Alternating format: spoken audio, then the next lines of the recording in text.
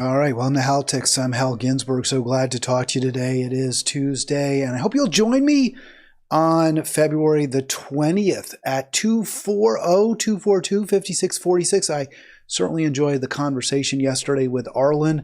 I hope you did as well. There was a lot to chew on, and you may want to check it out at Halitics. Also, again, please do like and please subscribe. Really got to get those numbers up. I always say that. I'm not going to belabor forever, but yes, it would be really nice, wouldn't it, to get more subscribers. And I have to say, I lost a couple of you. I'm not quite sure why. I think I have an idea, but the numbers are so low, right? I mean, it's just a couple, not even 200 yet. So got to get me over that 200 hump, but I kind of have an idea maybe who those two are, but maybe I'm wrong. I hope it is the two. I think it is, because then I didn't lose anybody else, but more for personal reasons than because you don't like what I'm doing. I hope you do like what I'm doing. And again, please do subscribe. You'll see, there's a little bell ringing. It says subscribe. So today's program, and I think, we'll talk about victims of neoliberal elites is kind of how the phrasing, if you want to put it kind of a little bit, is it a little pretentious to say that? I don't know. Maybe. I hope it isn't. I don't know. But I think it's accurate. We have a society, and things are so really bad right now around the world, not just in the United States. In the U.S., yes. And obviously we can see that in this election coming up where, the fact is if Donald Trump is within a whisper or a whisker of the White House, obviously things are really, really bad because he shouldn't be. He's just not somebody who's demonstrated competence or for that matter, compassion. Unfortunately, the Democrats have, they make terrible, terrible choices as well. And I don't think Biden's as bad as the 2016 choice, who was equally bad as Trump. But we are in very, very bad place right now. And there are so many victims. So I wanted to, phrase this week. I read a couple of articles that kind of jumped out at me that made me really want to talk about how we have such diversity of victimhood. I mean, you hear a lot, DEI, right? That's the idea. You got to diversify, diversity, equity, and inclusion in many of our institutions. That they're generally, the argument is they're too white, they're often too male, and I'm not saying that's not true. But what I am saying is that it's not just elites. It's not just people who are fortunate, who are privileged, such as myself. It's not just groups of the privileged that need to be, or it is groups, let's put it that way. It is just groups of the privileged where we probably need to see more diversity. Because when it comes to groups of the underprivileged or the victims, there's plenty of diversity. It's not just one particular group. You can look at Palestine and say, okay, and I know the argument was made, well, the Israeli genocidal acts are racist, right? That they're targeting Palestinians because they're perceived as a separate race. It's colonialism. They are maybe on balance, although there's certainly dusky-hued Israelis. There may be a slightly darker skin on average among Palestinians. So if you want to say there's some racism at play, certainly there's tribalism. Two different tribes that have been often fighting, or groups of tribes at each other's throats for 5,000 plus years in that region of the world. So this is nothing new. But if you want to say that somehow that there's also racism involved, I won't argue the point. What I'll say is that we have victims of every race, color, nation of origin. Look at the victims in Ukraine. Ukraine is a white country. It's a European country. It's an Eastern European country. And yet the overwhelming number of dead and killed, dead, dying, wounded are white. And that has been going on in that, for certainly over 100 years since the state trench warfare it saw during the First World War in the last millennium. So this is not, no one group, no identity has a claim to being uniquely victims or unique sufferers. I mean, Israelis, I think it's absurd but many Jewish people still claim that they are currently victims. Now, of course, I'm Jewish, we've been targeted in the past, and one of the greatest crimes ever committed by humanity against humanity was Jews were the victims, right? The Holocaust, no question about it. But we're not victims now. And yes, Jewish people were victims on October 6th, but they were October 7th, right? January 6th, October 7th. They were victims not because they're Jewish, but because they were Israelis who are, citizens of an occupying country. And that's not because they're Jewish. So it isn't Judaism or Jewishness that made them the victims in that case. 240-242-5646 if you want to join me. There are victims everywhere. We'll go through this a little bit, but there were a couple of stories. One I read in the Washington Examiner, which I posted at Halitics on Facebook. By the way, the Halitics page is growing. We've got more subscribers there, which I love to see, and maybe that's some of you who are watching my live stream have discovered Halitics. Please share that link with your friends. It's kind of a place where we can keep the conversation going when I'm not doing my live stream. But I also really want to see this live stream blow up. I mean, that's my personal political project. It's what I'm trying to do. It's, I saw a friend of mine, very close friend, posted about empathy for the Gazans, for the Palestinian victims of the Israeli genocidal acts. And we must have empathy for them, but empathy is not enough. We must also take action. And frankly, I don't know what action will succeed except for a mass mobilization around the country where Joe Biden absolutely knows that if he doesn't stop because he can. Because if there's anyone on this planet besides Netanyahu who can stop the killing of innocent civilians, children, women, men in Gaza, if there's anyone who can stop it, his name is Joe Biden. And the only way he will stop it, in my view, is if he is forced to believe, if he is confronted with the fact that failure on his part to stop the killing, it will be more costly to him politically than stopping the killing. I think right now he's made a very brutal calculus that he cannot stand up to AIPAC. He cannot stand up to Netanyahu without risking even a greater likelihood of losing in November than he currently faces. And I think he's probably going to win, but he might not.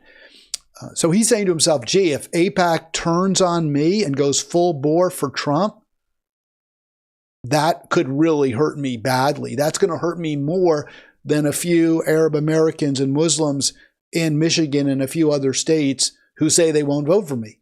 So I'm saying to you, only mass mobilization against Joe Biden's policies that convinces him that if he doesn't change his policy of supporting Israel, if he doesn't confront Netanyahu, if he doesn't threaten with credibility to intervene militarily against Israel to prevent the killing of more Gazans, only then will the genocidal act stop.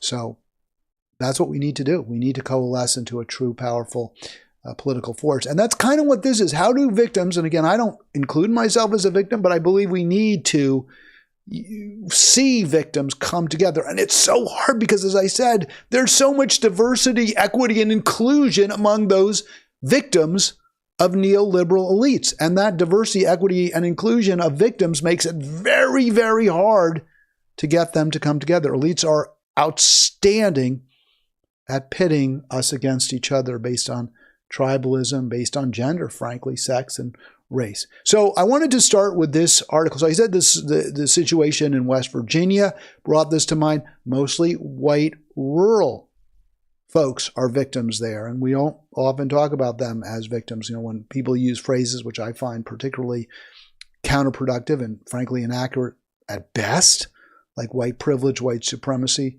Obviously, you don't think about white people in West Virginia because they're supposedly privileged and supreme. I don't like that term. I don't think it's a good one.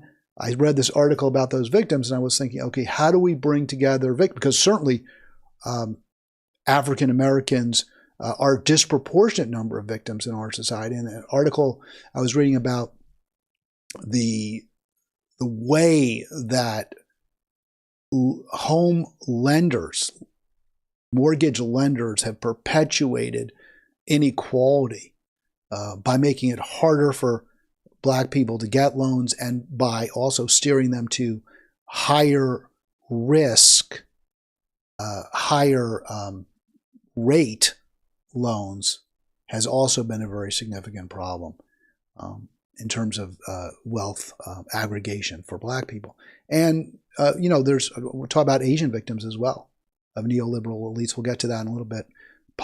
Recent Supreme Court decision that declines to take up the challenge by some Asian American parents in Virginia, that school admission policies for a magnet school are disproportionately harming them. And I think that they're right. I mean, they are disproportionately being harmed, and it's wrong, and something should be done about it. So again, more victims of neoliberal elites. All of this happening to perpetuate a fundamentally unjust system, a fundamentally wrong-headed system. And maybe we'll finish with just a quick look into a New York Times article, an op-ed about how policies purportedly designed, ostensibly designed to address the climate holocaust will only hurt, or will fall hardest by far on indigenous peoples who are least responsible for the climate holocaust, and policies that are allegedly going to make it better, even though they hurt indigenous peoples, they actually will not reduce our carbon footprint. If anything, they'll make it greater. So let me start with the situation for urban Blacks who are really struggling, in part, because it's been because of centuries, obviously, of racist policies and unequal policies that have made it much, that have left them poorer, but also have, with respect to home ownership, left them with a much lower rate of home ownership.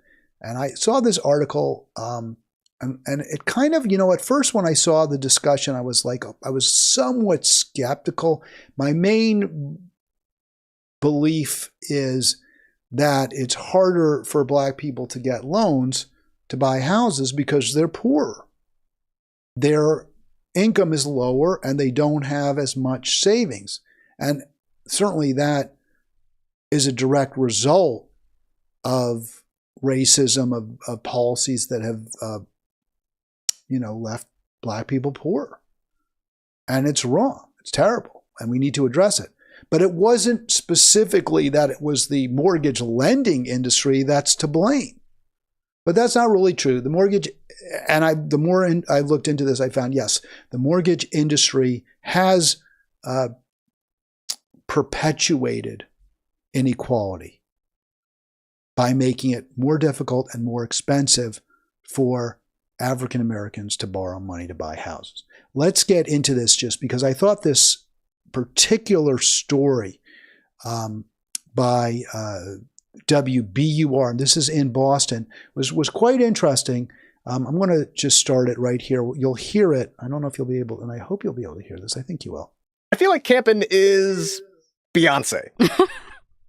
Anyway, the housing investigation found loan officers often gave white applicants more options and discounts on closing fees, even though Black, Latino, and Asian applicants were better qualified. This is what lending discrimination looks like nowadays. Campen says it's not racism in your face, right? Which makes it hard to spot. And it's not just individuals. The formulas that help banks decide who gets a loan can also put borrowers of color at a disadvantage. And company-level decisions, like where to set up shop or who to market to, can also lead to discrimination. And that's why Campen says government has to be aggressive in weeding it out.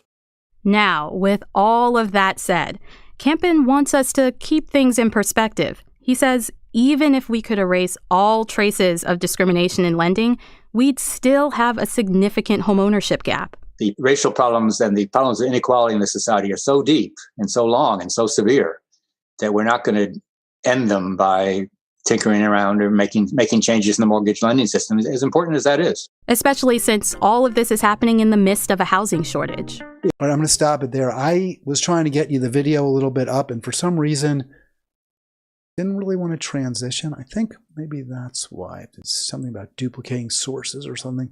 Anyway, so you heard the public television report or public NPR report, which is, centuries of inequality of a system that has left Black people poorer has made it much more difficult for them to purchase homes. And it's a self-perpetuate, it's a positive feedback loop, not positive as in good, but positive in that because Black people are poorer, they can't buy houses. It's hard for them to get houses. And if they can get a house, they have to pay higher interest rates often. Therefore, they remain poor. So government must take action. And I think one of the, and I'm a big believer in colorblind responses, that we should just treat everyone the same. But treating everyone the same based on their circumstances. So that means if a African American has trouble getting a loan, that's not right, that they should be able to get a loan. Fine, we need to help them. We need to make sure that the system works fairly, but also that's true for a white person who has trouble. In other words, making sure that everyone has access to fair loan, fair mortgage rates, and access to purchasing in whatever neighborhood they want to buy in and they can afford. Probably not enough. Okay, so that's probably not enough. There has to be targeting specific communities and specific members of groups that have been traditionally discriminated against. And I think that clearly means Black residents. That means we have to be more responsive to claims that they have been exploited, taken advantage of, that loans that are, payday type loan, shady operators, that all has to be addressed. But in the end, the fundamental problem, as you heard, is ultimately inequality. Is that there are a disproportionate number of African Americans who are poor. There are a disproportionate number who are barely making it.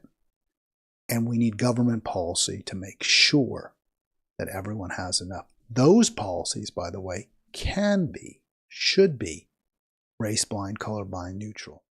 They should be focused on income and on wealth, on net worth, because yes, Black people are disproportionately less well off, but there are plenty of very poor white people, and we'll talk about them in a moment. But addressing community poverty, addressing neighborhoods is critically important. Clearly, when it comes to home ownership, this does require government intervention to make sure that African Americans get their chance as well. And we have to focus on income, and jobs. In the end, if you have a good job, if you make a good living, if you make a fair living, that includes having the revenue, the income to buy a home, or if not to buy a home, to rent one in a safe, secure building. And that's what we need. If we have policies, we have politicians, if we have a party that is championing that specific remedy to the home ownership crisis, which besets African Americans disproportionately and Latino Americans disproportionately, and according to this article also Asian Americans disproportionately, we had a government policy that addressed that specific issue, the unaffordability of housing, period, it would be very popular. It would cause the groups that I'm talking about, the victims of the neoliberal elites, the mortgage lenders, the shady operators, the loan sharks, the victims of those individuals may be disproportionately African American. They may have been targeted by them. The Morgan Stanleys of the world may have targeted people of color. They did target people of color. But they're not the only victims. And if we address the actual crisis that we are living through right now, we can build that coalition. So critically important. It isn't, as I said, there are lots of victims. They're diverse. There's quite a diversity of them. And this article in the Washington Examiner I posted, I thought it would really... Selena Zito is a good writer. She writes for conservative type outlets. She focuses on working class. And I think she does a real nice job. I was very disappointed by the response of some of you, if you're watching, if you're listening, keep on talking about.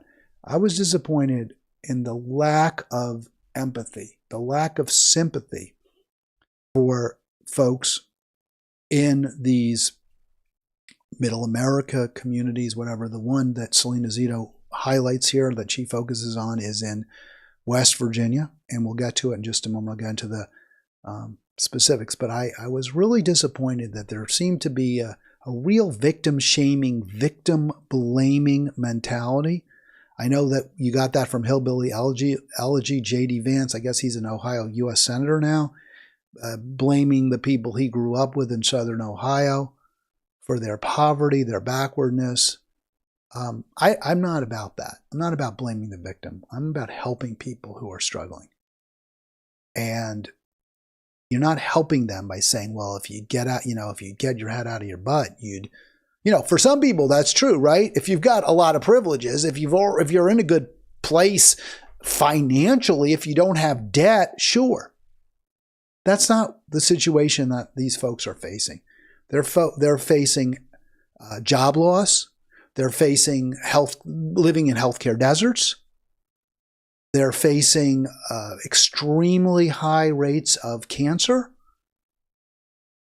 and tremendously high levels of job exploitation and low wages.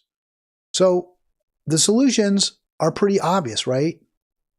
Let's have good jobs. Let's create good jobs there.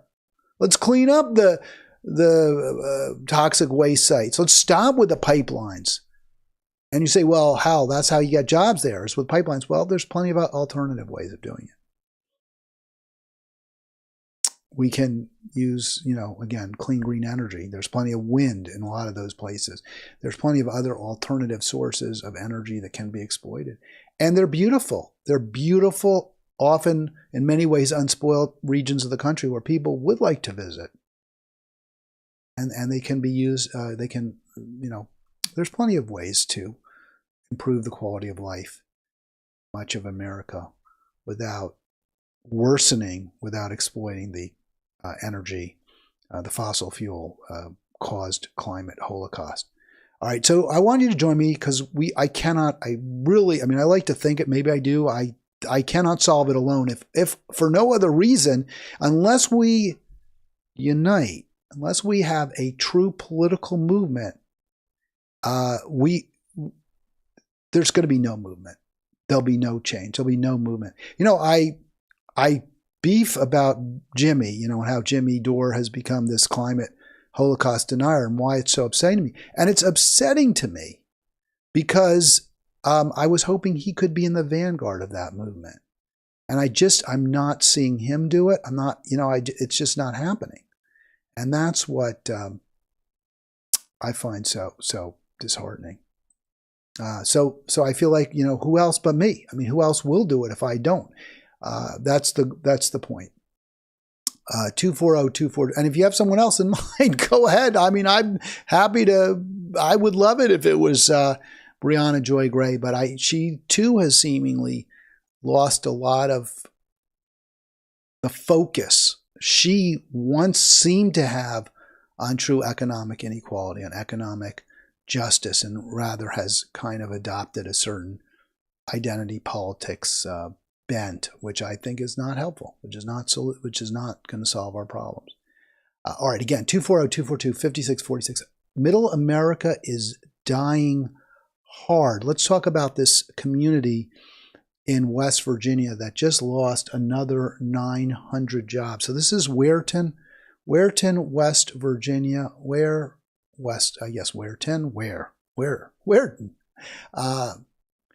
So the Cleveland Cliffs Steel has just shut up. And, people get on, Trump this, Trump that. Trump did impose, and again, I don't want to overstate it. I don't want to give him too much credit, but he did talk about tariffs. He did talk about, because cheap imported steel, where the steel workers and the coal miners, or however, because they use coal to make steel. Now, there's other ways to make steel. You just have to get something. You have to get the metal very, very, very hot. So they burn coal to do that. But there's other ways of getting steel to the necessary temperature as well, with electricity that you can generate from other sources than burning coal.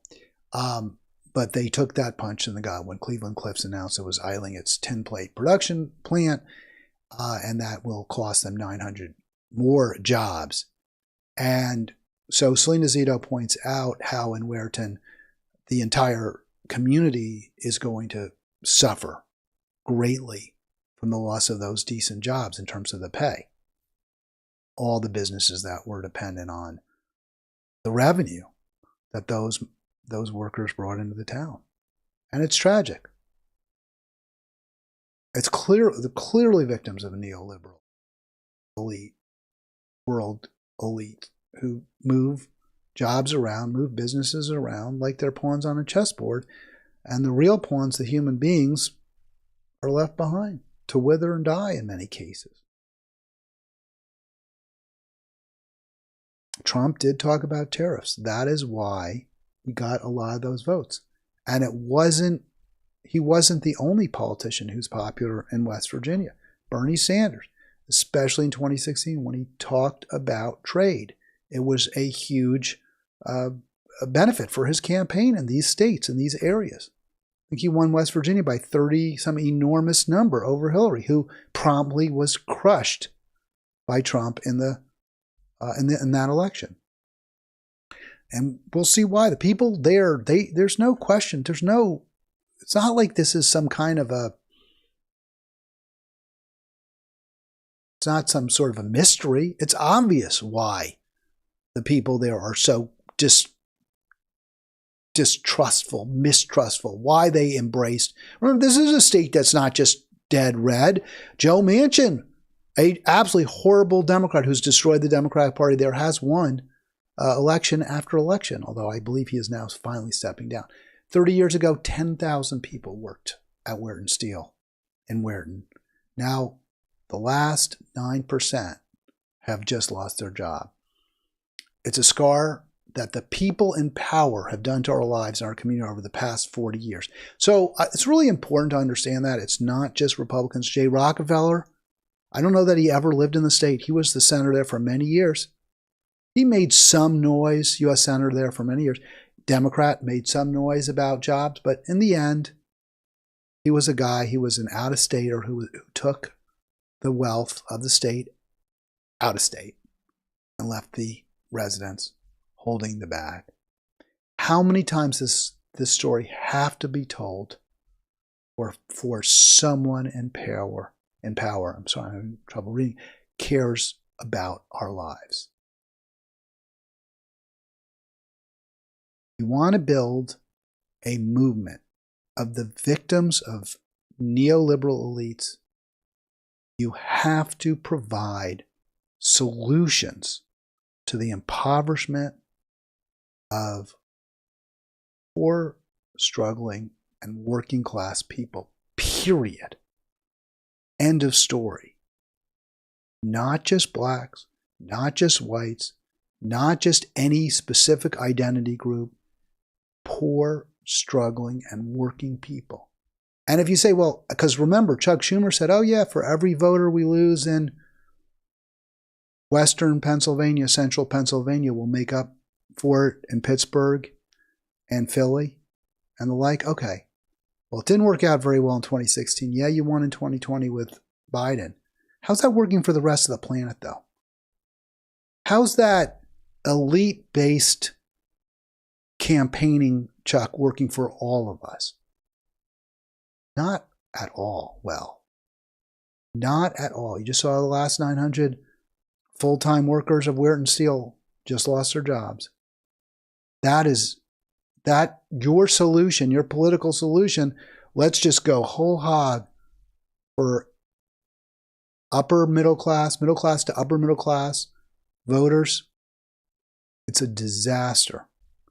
It's a disaster for the people. Might be good for you, might get you more contributions.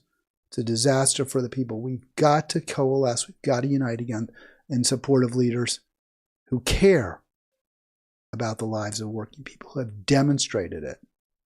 I would say that's got to be Jill Stein. I don't know who else. I don't know who else I'd go for. So I mentioned I'm very disappointed at the reaction of some of you. That story.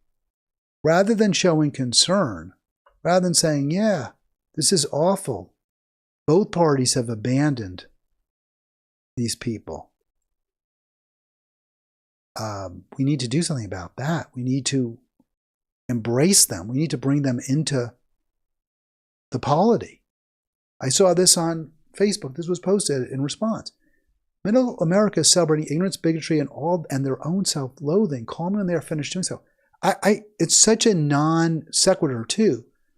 Those people did everything they possibly could to try to keep their jobs, right? I mean, even voting for Trump was a plea, a hope. Well, maybe those tariffs will keep the steel plant in our backyard. And in the end, it wasn't good enough. If you want to say, well, they're just ignorant, know nothing. I mean, because this comment was kind of elucidated to say, well, they just don't like social justice issues, so they'll vote against their own best interests. It's just not true. Neither party has had leaders who care about their lives. It's just that simple. Both parties have betrayed the people of Weirton, West Virginia. That's why West Virginia doesn't vote Democratic. They don't have any reason to believe that Democrats are on their side, care about their lives. I talked about this yesterday with Arlen a little bit. If Democrats don't stand with working people, then they will lose. They will lose them. It's that simple. But the idea that these folks don't care about social issues, don't care about justice, are just a bunch of, as in the words of Hillary Clinton, deplorables. No. 2017. I believe it says campaign 2020, but this is on Fox. Maybe he went there a second time. I'm not sure. I thought he went there in 2017. I know Trump wasn't happy about it. Fox News town hall crowd. So this is Fox. They cheer for Medicare for all when Bernie, and they weren't happy about this. So this was a town hall that Fox convened. There was a previous town hall, I think it was MSNBC, and was it Lawrence O'Donnell maybe, where Bernie was just rapturously embraced by a poor West Virginia crowd, because he was the politician who, at least in that moment, was on their side. We have got to figure out a way to fight for people who are on the side of poor, struggling, working people. Period. End of story. So far, we haven't done it. That's the only way things will change. I think the one candidate who fits that definition right now is, in fact, Jill Stein. It is, in fact, Jill Stein. You want to help the victims of neoliberal elites, you got to make it very, very clear to Democrats that they cannot count on our vote. Period. All right, here is yet another group, because I said there's a lot of diversity, equity, and inclusion among the victims of neoliberal elites. I absolutely think these Asian American kids are victims of a policy that is being top down placed an affirmative action policy that is absolutely designed to maintain the power of those at the top of the elite class. So Supreme Court won't hear new case on race in school admissions, and this is Dateline today. This is in your New York Times. And I read through this. I am, we have to make sure everyone has enough and no one has too much. I don't believe that means that membership in a particular group should give you an advantage when it comes to getting into any particular institution. I think that is a different issue. We make sure everyone has enough by guaranteeing, by creating lots of good jobs, by having a very tight safety net. We don't reserve spaces for people from specific identity groups. That is not, what that does is foster resentment, anger, and infighting, intra-class fighting.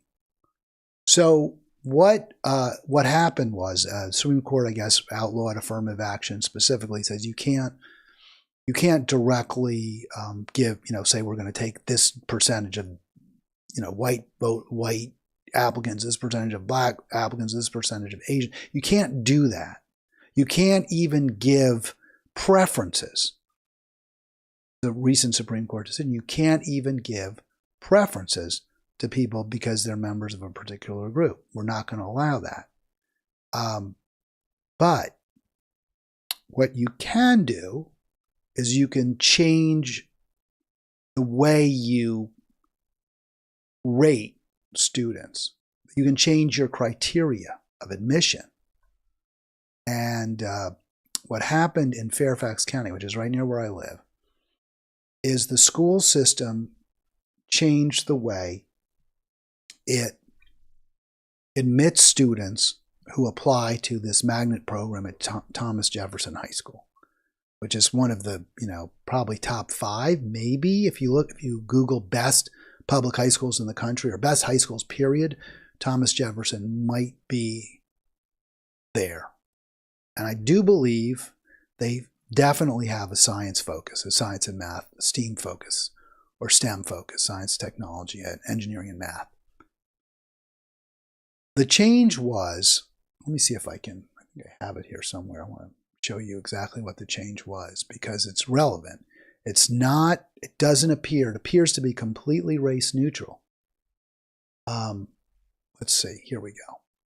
So what they did at Thomas Jefferson, which was, kids from all over the county, Fairfax County would apply to, is they used to have a test that you had to take. But what the school did is that they did away with the rigorous entrance examination and offered admission to the top students from each middle school rather than the top applicants from any school.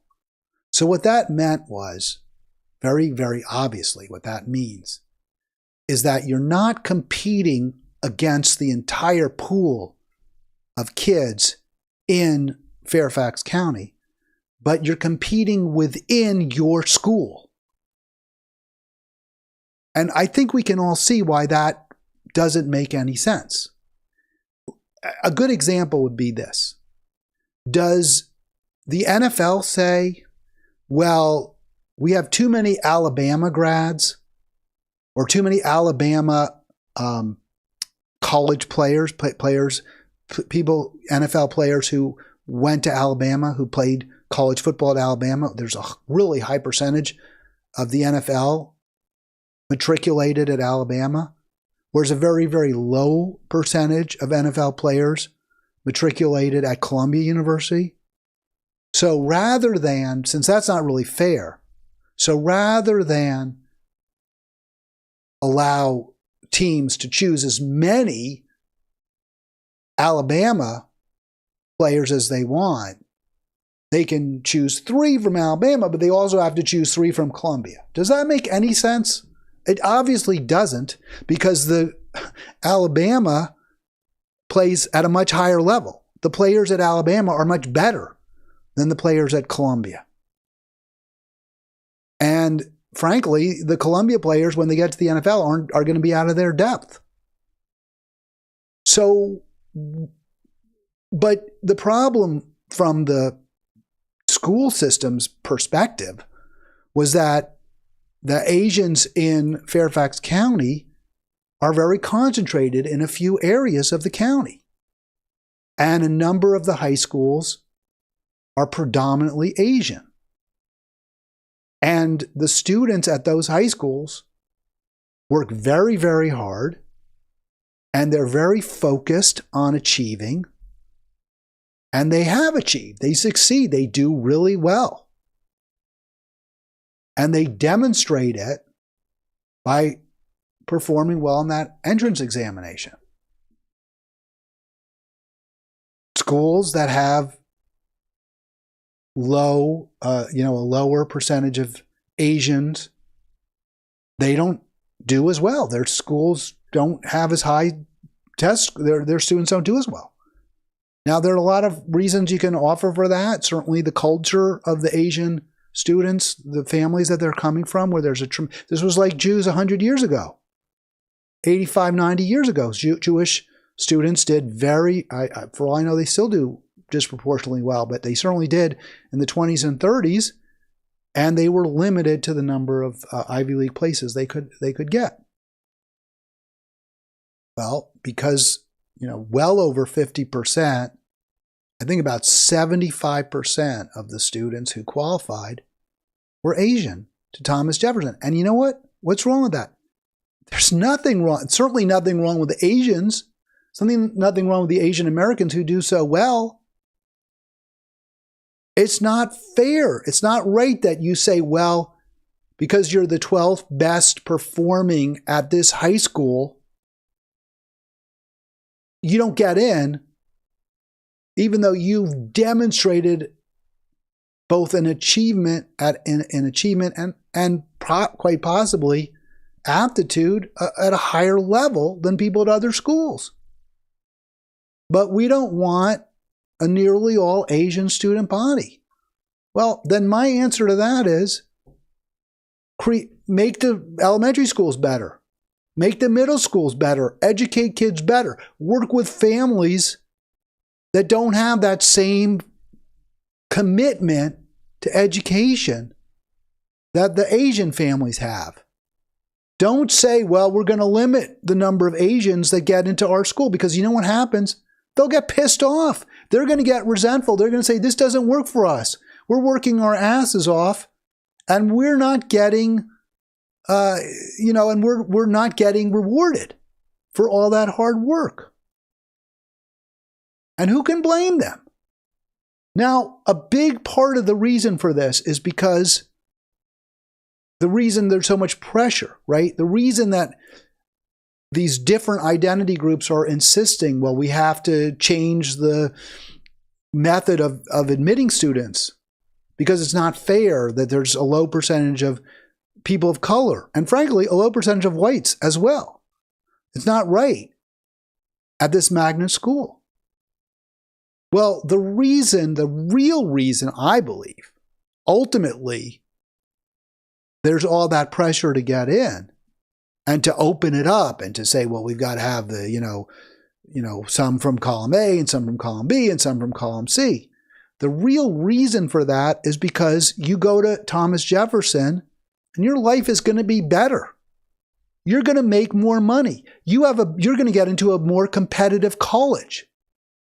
You go to Thomas Jefferson, you will wind up richer, wealthier than if you don't.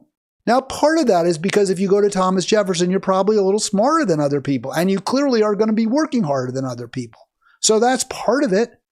But also, there are real benefits, real advantages to going to a place where everyone else is really smart, and they're all, you're perceived as more intelligent because of that.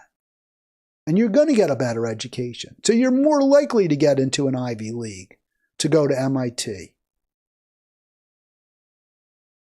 The reason that people want those limited spots at Thomas Jefferson, the reason they're so valuable is because if you go there, if your kid goes there, that child's life will likely be better by a decent margin than if they don't.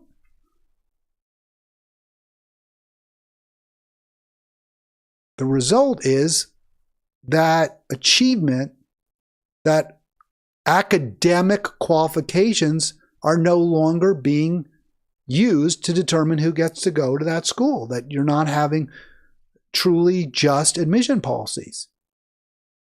The way to resolve it is to guarantee everybody has enough and no one has too much. Sure, you go to Thomas Jefferson, yeah, maybe you get into MIT, whereas otherwise you would have gone to, say, I don't know, Virginia Tech. No offense to Virginia Tech, which is a good school. But maybe that's what would happen. But if you go to MIT, maybe you'll make a little more than if you went to Virginia Tech. Maybe you will, maybe you won't. Some Virginia Tech graduates make a lot more money than some MIT, but on balance, I'm sure MIT grads make more. But we're going to reduce that gap. And even if you don't go to either Virginia Tech or MIT, if you go to Loudoun Community College or Fairfax Community College, or you don't even go there, or you drop out, you'll still have enough. You'll still have a home. You'll still have a job that's interesting. You'll still be able to send your kids to good schools where they'll be educated. They'll have health care. If we said that, if we had that commitment, we wouldn't be fighting over scarce resources, over scarce spots at these more elite schools. And we'd be better off.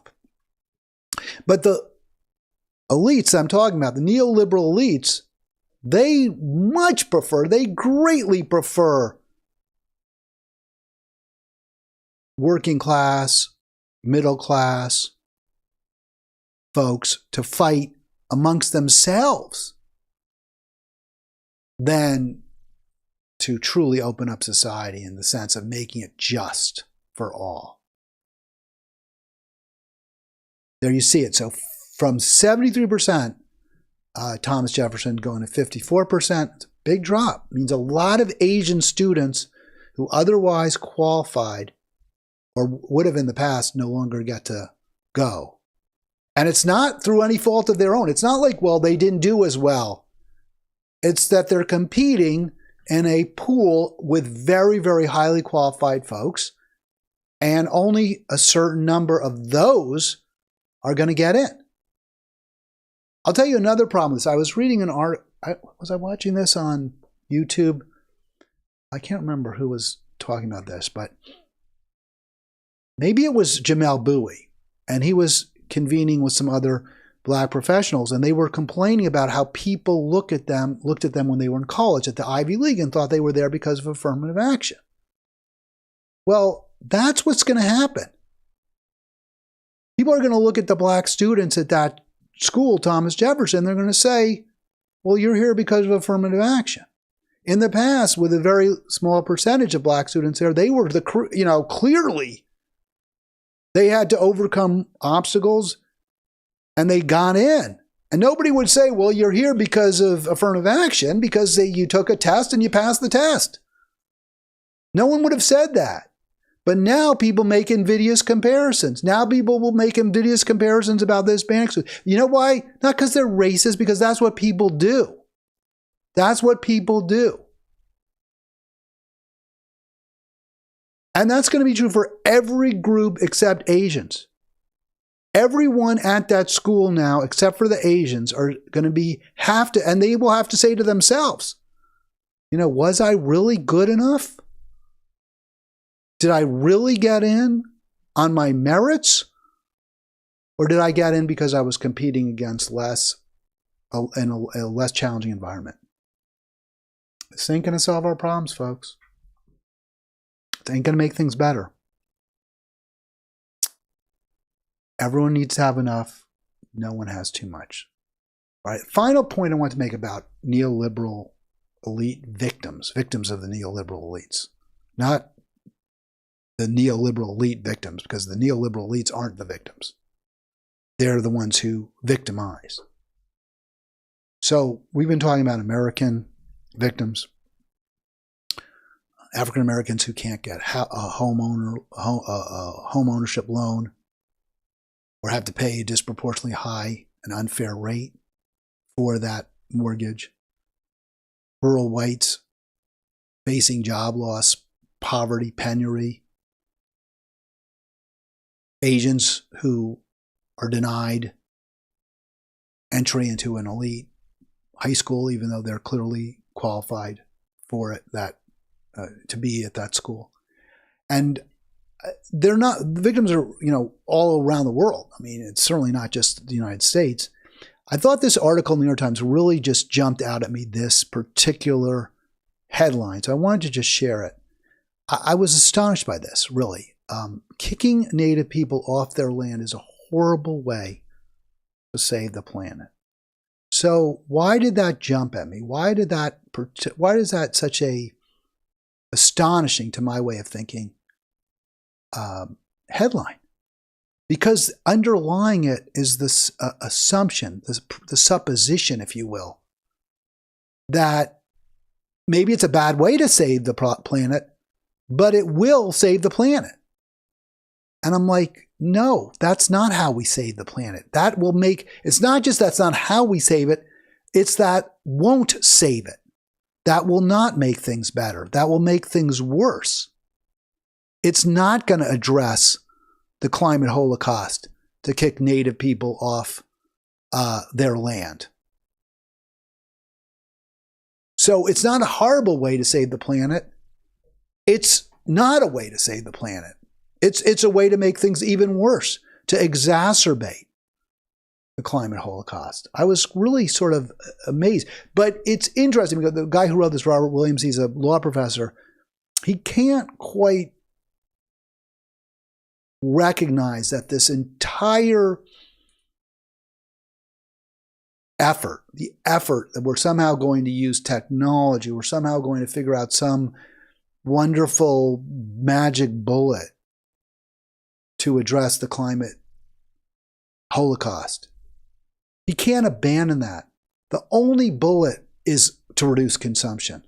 The only solution is for rich elites, neoliberal elites around the world to consume less. And sadly, for poor, struggling working people often to maybe consume less or to consume differently anyway. But the answer presented in the New York Times is, well, we just shouldn't kick them off their land. I mean, I think we all can agree with that. But it's not a solution at all. It's going to make things worse. Why do I say that? Because the idea underlying the kicking them off the land, the tribal communities, is that, well, we should make these last remaining somewhat wild spaces tourist spots, tourist attractions. So look at how many people go to Tanzania and Ngorongoro, I guess, conservation area each year. So let's get more tourists there. Let's get more money in. This is how, because if we bring in money, then that will justify keeping this area from being developed, right? Because the worst thing for the animals, as bad as the climate holocaust is, and it's bad, what's even worse for wildlife in many cases, not in every case, for many species, is loss of habitat. Of course, they go together because as we burn up our planet, we are burning up habitat, A, and B, because hotter temperatures, accompanying drought, in some cases accompanying hurricanes and extreme weather, also does great damage to habitat. But the theory is, well, we'll be able to preserve some of these somewhat wild spaces by attracting tourists.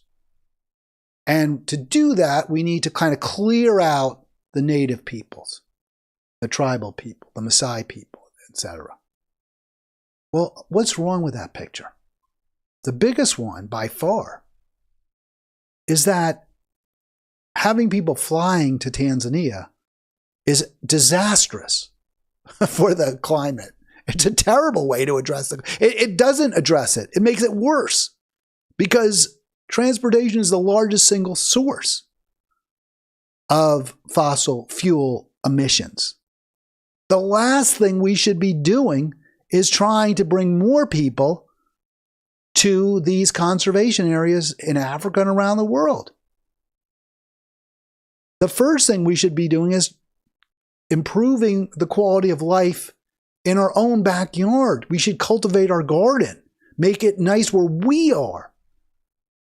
Take walks in our neighborhoods. Bicycle.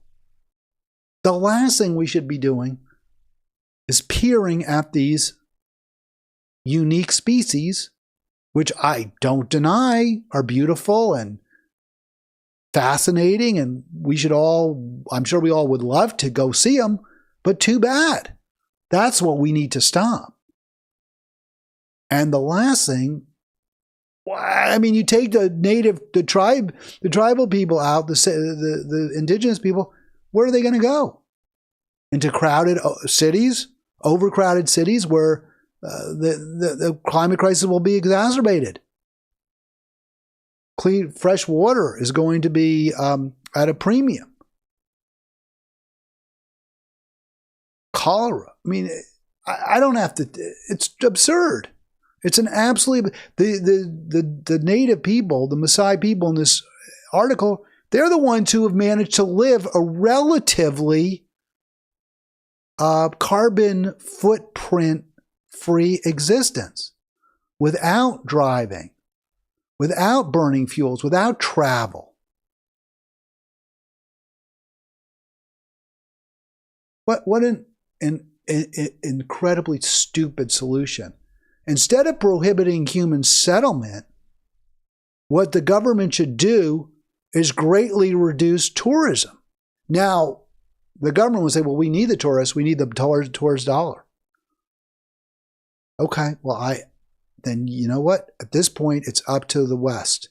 It's up to the neoliberal elite to have taken so much to develop these regions economically to the point where they're sustaining, self-sufficient, and they're carbon, not just carbon neutral, but ultimately carbon negative.